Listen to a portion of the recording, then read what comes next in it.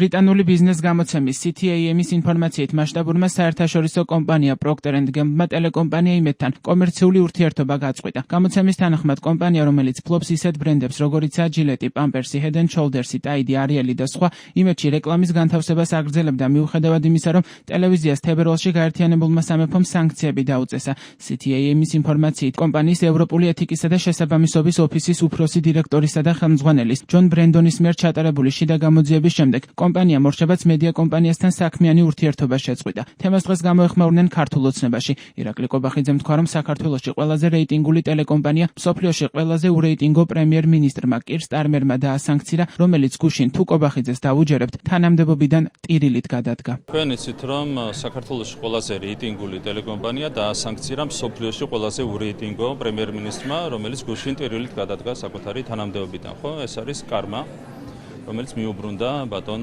სტარმერს.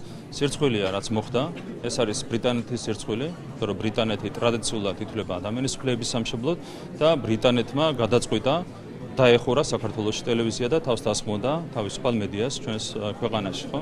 ეს არის, რა თქმა უნდა, ინგლისის სირცხვილი, ბრიტანეთის სირცხვილი, პირადად სტარმერის სირცხვილი, რომელიც იყო მსოფლიოში ყველაზე ურეიტინგო პრემიერ-მინისტრი. დარჩენი არ არის საინტერესო, ჩვენ გაძლევთ გარანტიას, რომ არც ტელეკომპანია იმედს და არც ტელეკომპანია პოსტივის არ შეექმნება არავითარი პრობლემები ფუნქციონირების კუთხით და საქართველოში მედიის თავისუფლება იქნება სრულად დაცული. ბრიტანული ბიზნეს გამოცემის მიერ გუშინ გავრცელებული ინფორმაციით შიდა მოკვლევა დაიწყო ნესტლემაც, რომელსაც კომპანიის იურიდიული დეპარტამენტის გლობალური ხელმძღვანელი უძღვება. არ არის გამორიცხული მოკვლევის შემდეგ სანქცირებულ იმედთან კავშირი ნესტლემაც გაწყვიტოს.